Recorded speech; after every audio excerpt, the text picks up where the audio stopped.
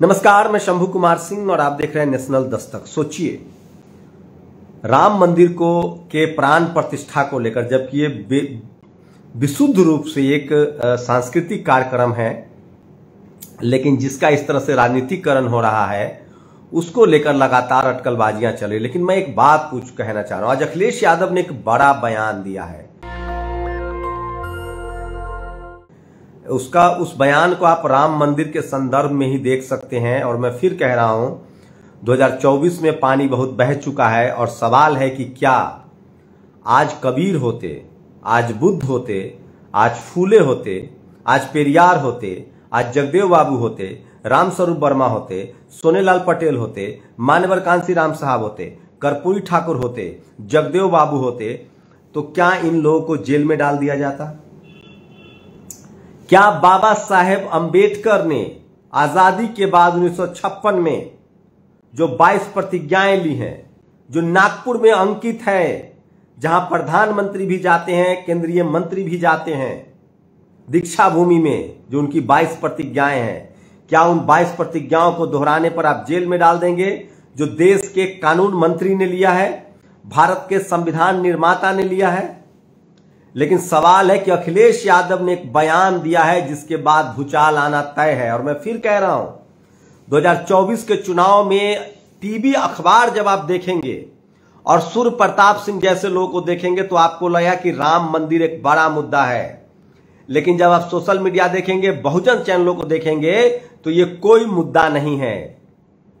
सचिन पायलट ने कहा है, धर्म एक निजी आस्था का मसला है, जिसको पूजा पाठ करना है करे, लेकिन राजनीति में धर्म नहीं घुसाना चाहिए। राजनीति रोजी रोटी, स्कूल, शिक्षा पर होना चाहिए। सोचिए, सूर्य प्रताप जैसा आदमी जो रिटायर्ड आईएएस है, क्या वो अपने बच्चे को पुजारी बनाएगा? उनके बच्चे आईएएस, कलेक्टर, पीसीएस बनेंगे। उनके पास 7 पीढ़ियों की संपत्ति है, उनको आजादी है। वो जब चाहे घूमने जाए विदेश, वो जब चाहे 100 सालों, 2 साल, 4 साल, 5 साल जग जाप करें, उनके जीवन पर कोई फर्क नहीं पड़ेगा। सवाल है जिनके जीवन पर फर्क पड़ेगा वो क्या सोच रहे हैं, वो सबसे बड़ा सवाल। और मैं फिर कह रहा हूं, टीवी अखबार के चपेट में नहीं आइए। टीवी अखबार में वो लोग बैठे हैं, टीवी अखबार में जो एंकर हैं, उनका टाइटल देखिए, उनकी जाति देखिए, उनकी कम्युनिटी देखिए। वो क्यों नहीं बात करेंगे मंदिर मस्जिद की? वो क्यों नहीं बात करेंगे धर्म की? क्योंकि उनका वही पेशा है, उनकी जाति के लोग उसी से कमाते खाते हैं, वही उनकी आइडेंटिटी है। लेकिन सवाल है कि जिन लोगों के साथ धर्म के नाम पर शोषण हुआ, जिन लोगों के साथ धर्म के नाम पर गैर बराबरी हुई, जिन लोगों के साथ संविधान ने बराबरी दिया है, उनका मसला अलग है। उनका मसला सोशल जस्टिस है, इकोनॉमी है। और इसी बात को अखिलेश यादव ने बड़े नपे तुले शब्द में लोहिया को कोट करके लिखा है। उनका ट्वीट है जो मैं आपको पढ़ के सुनाऊंगा। उससे पहले एक बड़ी खबर बता रहा हूं। आकाश आनंद ने साफ साफ कहा है कि अब कोई भी हमसे जुड़ सकता है। बीएसपी ने अपना नंबर जारी किया है। स्क्रीन पर हम आपको नंबर दिखा रहे हैं। आप चाहे तो बीएसपी से सीधे जुड़ सकते हैं। मायावती जी का एक ऐप भी लॉन्च हो रहा है 15 जनवरी को। बीएसपी जो है उसने अपना नंबर जारी किया है। अब अखिलेश यादव का वो ट्वीट बता रहा हूं। भारतीय इतिहास की सबसे बड़ी लड़ाई। पहले तो अखिलेश जी को पता होना चाहिए कि किसी भी धर्म ग्रंथ में हिंदू धर्म नहीं लिखा हुआ है। चाहे उपनिषद हो, चाहे रामायण हो, महाभारत हो, चाहे वेद हो, किसी भी में हिंदू धर्म नहीं लिखा हुआ। ये ब्राह्मण धर्म है। वैदिक लिखा हुआ है, ब्राह्मण धर्म लिखा हुआ है, ठीक। लेकिन ये लोहिया ने भी बहुत घालमेल किया है, क्योंकि वो अपर कास्ट थे। जैसे आज सूर्य प्रताप सिंह जैसे यू टर्न मार लिए। भारतीय इतिहास के सबसे बड़ी लड़ाई हिंदू धर्म में उदारवाद और कट्टरता की लड़ाई पिछले 5000 सालों से भी अधिक समय से चल रही है, और उसका अंत अभी दिखाई नहीं पड़ता। इस बात की कोशिश ही नहीं की गई जो होनी चाहिए थी कि इस लड़ाई को नजर में रखकर हिंदुस्तान के इतिहास को देखा जाए। लेकिन देश में जो कुछ होता है उसका बड़ा हिस्सा इसी के कारण होता है। सभी धर्मों में किसी न किसी समय उदारवादियों और कट्टरपंथियों की लड़ाई हुई है, लेकिन हिंदू धर्म के अलावा वे बट गए। अक्सर उनमें रक्तपात हुआ और थोड़े या बहुत दिनों की लड़ाई के बाद वे झगड़े पर काबू पाने में कामयाब हो गए। हिंदू धर्म में लगातार उदारवादियों और कट्टरपंथियों का झगड़ा चल रहा है, जिसमें कभी एक की जीत होती है, कभी दूसरे की। और खुलकर रक्तपात तो कभी नहीं हुआ, लेकिन झगड़ा आज तक हल नहीं हुआ और झगड़े के सवालों पर एक धुन सा छा गया। डॉक्टर राम मनोहर लोहिया। इसका सीधा सीधा मैसेज है। अखिलेश यादव जो कहना चाह रहे हैं उसको मैसेज को समझ, इसका मतलब है कि जो स्वामी प्रसाद मौर्य के साथ हैं। और ये सबसे बड़ा ट्वीट उन्होंने किया अखिलेश यादव के ट्विटर हैंडल से। ये ट्वीट है और ये बिल्कुल अखिलेश यादव का 2 घंटे पहले का ये ट्वीट है। और वो तमाम ट्वीट्स जो अखिलेश यादव ने इस ट्विटर हैंडल से किया इसलिए फर्जी भी नहीं है।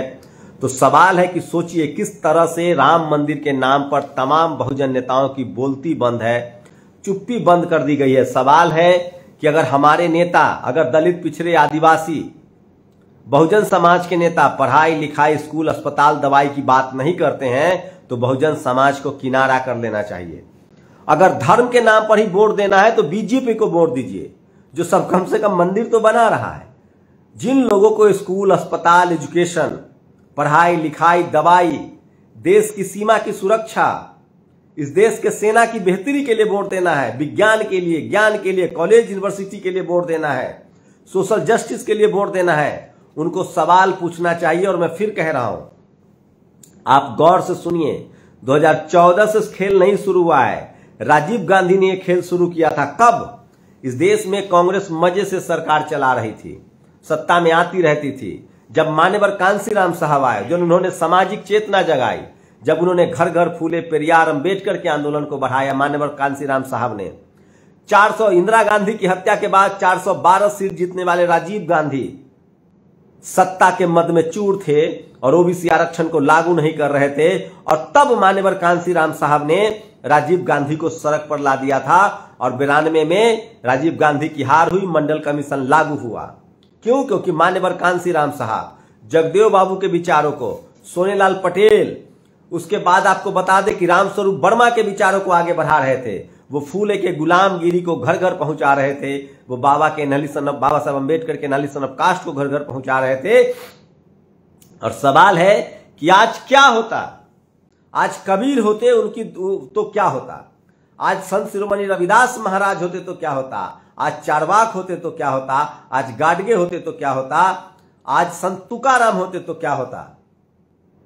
क्या ये उस देश के नागरिक नहीं है? ये लोग, ये महान विभूतियां। आप सोचिए किस तरह का माहौल बनाया जा रहा है और सब कुछ टीवी के नाम पर। मैं फिर कह रहा हूं, 2024 के चुनाव में विपक्षी दलों को मुद्दा बनाना पड़ेगा। प्राइवेट सेक्टर में रिजर्वेशन, मीडिया में रिजर्वेशन, बैकलॉग को भरना, सरकारी कंपनियों को हम फिर से वापस लाएंगे जिनका प्राइवेटाइजेशन हो रहा है। इस देश की अस्मिता का सवाल है। इस देश की सेना को मजबूत करेंगे। इस देश की सेना की सैलरी कम से कम 5 लाख रुपए होनी चाहिए, चाहे वो किसी भी पद पर हो। आप जितना ज्यादा कर दीजिए, लेकिन सेना की सैलरी 5 लाख हो। आज आपको ज्ञान, विज्ञान और शस्त्र बनाना पड़ेगा। राम मंदिर का मुद्दा शुद्ध रूप से धार्मिक मुद्दा है। सोचिए टीवी एंकर क्या कह रहे हैं कि जो राम मंदिर का विरोध कर रहा है वो देश का विरोध कर रहा है। अरे विरोध कौन कर रहा है? आपकी सरकार है, आप मंदिर बनाना चाह रहे हैं, कौन विरोध कर रहा है? लेकिन आप जबरदस्ती सबको तो नहीं कहेंगे ना कि राम मंदिर चलो। कौन राम मंदिर का? कोई किसी के मंदिर मस्जिद बनाने का विरोध। मेरा मन हो मैं गुरुद्वारा बनाऊं, मेरा मन हो मैं मस्जिद बनाऊं, मेरा मन हो मैं राम मंदिर बनाऊं। जो मेरी आस्था है मैं उसको मना सकता हूं। कौन मना कर रहा है? किस नेता ने कहा कि राम मंदिर नहीं बनना चाहिए? जिनको पैसा है, जिनकी आस्था है, वो बनाए। लेकिन अगर बहुजन समाज के नेता इसमें बहते हैं तो उन पर नजर रखिए और उनसे दूर रहिए। इससे अच्छा तो बीजेपी है। जब धर्म की राजनीति करनी है तो बीजेपी में क्या गुरेज है? यही कांग्रेस ने आज तक किया है। इस देश के दलित, पिछड़े, आदिवासी, अल्पसंख्यक समाज को, किसान को समझना पड़ेगा कि सरकार आपको ऐसा चाहिए जो आपकी पढ़ाई लिखाई, दवाई, स्कूल, अस्पताल, विज्ञान की बात करे। राम मंदिर सरकार थोड़ी बना रही है, भारत सरकार बना रही है कि ये भारतीय कार्यक्रम। राम मंदिर का कार्यक्रम क्या कोई राष्ट्रीय कार्यक्रम है? क्या भारत सरकार के पैसे से बन रहा है? नहीं, एक गलतफहमी है। राम मंदिर उनके जो आस्था रखते हैं जो लोग, वो बना रहे हैं, बनाए।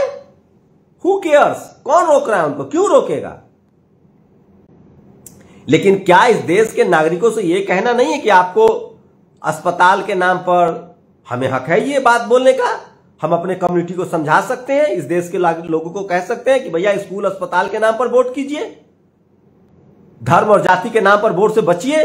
जो स्कूल अस्पताल बनाए, जो रिजर्वेशन लागू करे, जो इस देश के 95% लोगों का अधिकार दे, जो संविधान की रक्षा करे, जो अस्पताल बनाए आपके बच्चों के लिए जहां आपका बच्चे का इलाज हो, जहां स्कूल बनाए जो आपके बच्चे की पढ़ाई हो, जहां आपका बच्चा SP, DM, collector, CM, PM बने, आपका बच्चा इसरो में वैज्ञानिक बने, आपका बच्चा विदेश जाए, ये कहने से मना कर लेंगे आप? सवाल है कि राम मंदिर लोगों ने पैसा दिया है, राम मंदिर बना है, कौन बहस कर, लेकिन जानबूझकर इस देश की मीडिया, इस देश के तमाम विपक्षी नेताओं को धर्म विरोध, हिंदू विरोधी साबित कर रहे हैं। अरे हिंदू विरोधी मीडिया क्या साबित करेगा? हिंदू विरोधी तो शंकराचार्य हैं। प्रधानमंत्री नरेंद्र मोदी की जाति आ रही है, वो कह रहे, चारों शंकराचार्य ने कह दिया है कि नरेंद्र मोदी को नहीं करना चाहिए प्राण प्रतिष्ठा। भारत के प्रधानमंत्री के बारे में ये राय है, हम क्यों विरोध करेंगे? भारत के प्रधानमंत्री का विरोध चारों शंकराचार्य कर रहे हैं, क्योंकि प्रधानमंत्री की जाति सूट नहीं करती है। हम क्यों बोलेंगे उस धर्म के बारे में? हमारे महापुरुषों ने सब लिख दिया है, बोल दिया है। गुलामगिरी में लिखा है, नलिसम कास्ट में लिखा है, रिडिकल्स ऑफ हिंदुइज्म में लिखा है, बाबा साहब के 22 वॉल्यूम है, महाराष्ट्र सरकार किताब छापती है, फूले ने कहा है, कबीर ने कहा है, संत शिरोमणि रविदास महाराज ने कहा है, मुझको संत गाडगे ने कहा है, तमाम बहुजन साहू जी महाराज ने कहा है, फूले ने कहा है, पेरियार ने कहा, अम्बेडकर ने कहा है, जगदेव बाबू ने कहा है, रामस्वरूप वर्मा ने कहा है, सुनीलाल पटेल ने कहा। हम उनको मानने वाले लोग हैं, हमको आप रोक लेंगे किसी को मानने से? हमें कोई मंदिर बनाए, मस्जिद बनाए, गुरुद्वारा बनाए, गिरजाघर बनाए, कुछ भी बनाए, उनका निजी मसला है। मैं इस देश के नागरिकों से अपील करता हूं, संत गुरु नारायणा ने क्या कहा है, अयंकाली ने क्या, मैं फिर कह रहा हूं, आप लोग ये सरकार धर्म के नाम पर जो घालमेल कर रही है, प्रधानमंत्री की कोई मस्जिद बनाएगा, प्रधानमंत्री को न्योता करेगा, वो जाएंगे उसका फीता काटने, ये कोई अपराध नहीं है। लेकिन सोचिए, जिस धर्म में प्रधानमंत्री एग्जिस्ट नहीं करता है क्योंकि उनकी जाति अलग है, वो एक जाति विशेष के नहीं है, उस धर्म में इस देश के किसान जातियों का क्या होगा? जाट, गुर्जर, पटेल, मराठा, कुर्मी, कोयरी, यादव, कुशवाहा, जिसको बाबा साहब ने SC, ST, OBC कहा है। आप बताइए कि हम नहीं कह रहे हैं। जिस मंदिर के उद्घाटन के लिए प्रधानमंत्री एलिजिबल नहीं है, राष्ट्रपति के साथ, एक शेड्यूल कास्ट के राष्ट्रपति थे, शेड्यूल कास्ट कम्युनिटी के राष्ट्रपति थे, उनके साथ क्या हुआ? महामहिम राष्ट्रपति द्रौपदी मुर्मू के साथ क्या हुआ? ये किसी से छिपा हुआ है? आप बताइए, ये किसी से छिपा हुआ नहीं है। तो सवाल है कि जब प्रधानमंत्री का निजी मामला है, उनको मन है तो जाए, उनको ना मन है तो ना जाए, लेकिन उनका विरोध तो हो रहा है, तो लोग बात करेंगे। सोचिए, जिस धर्म में प्रधानमंत्री को उनकी जाति की वजह से विरोध किया जाए, कि आप मंदिर में प्राण प्रतिष्ठा नहीं कर सकते हैं, क्या आप नहीं मानेंगे कि ये धर्म जो है वो जाति पर टिका हुआ है? तो खैर, जिनको जाना है जाएं, उसे कोई दिक्कत नहीं है, जिनको करना। लेकिन ये मीडिया, मनुवादी मीडिया बहुजन समाज के नेताओं को बदनाम कर रही है इस देश को। एक बात बताइए, क्या अखिलेश यादव हिंदू नहीं है? धर्म, रिलीजन तो उनका हिंदू है। सुनीलाल पटेल तो बुद्धिस्ट हो गए थे। क्या अनुप्रिया जी सरकार में नहीं है? क्या इस देश में, इस सरकार में बुद्धिस्ट नहीं है, जैन नहीं है, सिख नहीं है, पारसी नहीं है? मैं बार बार कह रहा हूं इस देश के नागरिकों से, सचेत रहिए। इस देश में अगर आप SC, ST, OBC हैं, आप किसी धर्म के हो सकते हैं, आपका जो संवैधानिक अधिकार है वो SC, ST, OBC के रूप में सुरक्षित है। मैं हिंदू होकर भी SC, ST, OBC हो सकता हूं, मैं सिख होकर भी SC, ST, OBC हूं, मैं मुसलमान होकर भी OBC, ST हूं, मैं क्रिश्चियन होकर भी शेड्यूल ट्राइब हो सकता हूं, मैं बुद्धिस्ट होकर भी SC, ST, OBC हो सकता हूं। भारत का संविधान आपका संवैधानिक अधिकार SC, ST, OBC, economic weaker section और जनरल के रूप में देता है। रही बात धर्म की, तो बहुजन समाज को इन मीडिया से, सरकार से ज्यादा खतरनाक मीडिया है। ये मीडिया इस देश के दलित, पिछड़े, आदिवासी नेताओं को बदनाम करता है बेवजह। और मैं फिर कह रहा हूं, अगर विपक्षी दलों ने जिस तरह से बीजेपी मुसलमानों को टिकट नहीं देती है, उसी तरह से अगर विपक्षी दलों ने सवर्णों का टिकट काट दिया और वो टिकट दलित, पिछड़े, आदिवासी, अल्पसंख्यकों को दिया तो ज्यादा फायदा होगा। और सोशल जस्टिस के बड़े नेता स्वामी प्रसाद मौर्य हो, चंद्रशेखर राय हो, फतेह बहादुर हो, चंद्रशेखर हो, हनुमान बेनीवाल हो, इन सबको मिलाकर उनको एक प्रचार टीम बनानी चाहिए। अगर विपक्ष को सचमुच लगता है जो कह रहे हैं कि ईवीएम खतरनाक है, डेमोक्रेसी खतरे में, तो एकजुट हो जाओ और बीएसपी सुप्रीमो मायावती और ओवैसी को भी इस गठबंधन में लाना चाहिए, तभी बीजेपी से आप चुनाव जीत सकते हैं। नहीं तो बाकी सबका स्वार्थ, नहीं तो साबित, अगर इस गठबंधन में मायावती जी, ओवैसी नहीं आते हैं तो विपक्ष को घमंडिया कहने में कोई हर्ज नहीं, जो प्रधानमंत्री नरेंद्र मोदी ने कहा है। सबको एक सोचिए, बीजेपी से सीखना पड़ेगा। बीजेपी उस कम्युनिटी को बिल्कुल टिकट नहीं देती है जो उसको वोट नहीं देते हैं। तो विपक्षी नेताओं को भी आइडेंटिफाई करना चाहिए कि कौन कम्युनिटी हमको वोट नहीं दे रहा है, मत दीजिए उसको टिकट। बीजेपी विवादित से विवादित धार्मिक चेहरा को चुनाव लड़ाती है। अभी विवादित से विवादित, जिसको मीडिया विवादित कहता है, हम तो उसको सर्वविदित कहते हैं, सर्वज्ञानी कहते हैं, उन लोगों को जो सोशल जस्टिस की लड़ाई लड़ रहे हैं, जो जेल में हैं, जो मुस्लिम युवा जेल में हैं, मिरान हैदर को टिकट दीजिए, आरजेडी दे, उमर खालिद को टिकट मिले, खालिद सैफी को टिकट मिले, शर्जिल इमाम को टिकट मिले। क्या तमाम सोशल एक्टिविस्ट जो जेल जा रहे हैं, जो डंडा खा रहे हैं, चंद्रशेखर रावल को टिकट मिले, हनुमान बेनीवाल को टिकट मिले, दिल्ली यूनिवर्सिटी की छात्रा प्रोफेसर रतन लाल को टिकट मिले, लक्ष्मण यादव को टिकट मिले, लोकेंद्र गुर्जर को टिकट मिले, जिन्होंने सुप्रीम कोर्ट में जाकर कहा कि जज साहब हमें ओबीसी का जज दे दीजिए, नहीं तो एससी एसटी का जज दीजिए, और जिनको 10 लाख का जुर्माना कर दिया था, जिन्होंने भारत की जुडिशियरी को कटघरे में खड़ा कर दिया था, जुडिशियरी में जातिवाद का।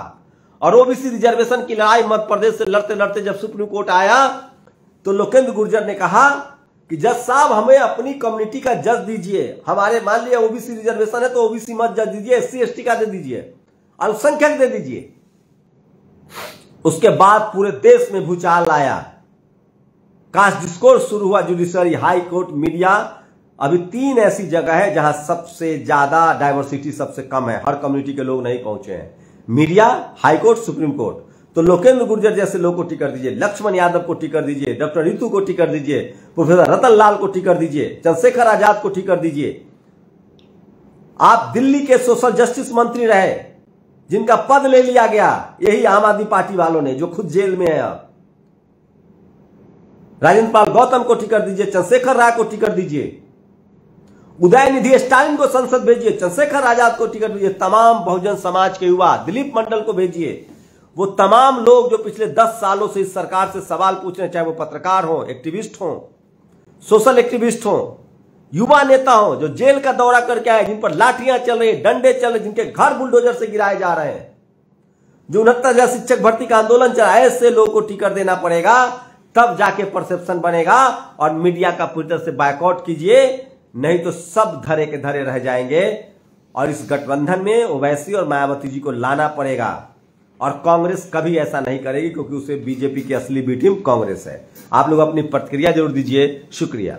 नेशनल दस्तक की आपसे गुजारिश है कि अगर इसको बचाना चाहते हैं तो नेशनल दस्तक को सब्सक्राइब करने के लिए रेड कलर के सब्सक्राइब बटन को दबाएं, फिर बेल आइकन की घंटी दबाएं। नेशनल दस्तक को बचाने के लिए बहुत जरूरी है कि हर खबर को शेयर करें, लाइक करें, कमेंट जरूर करें।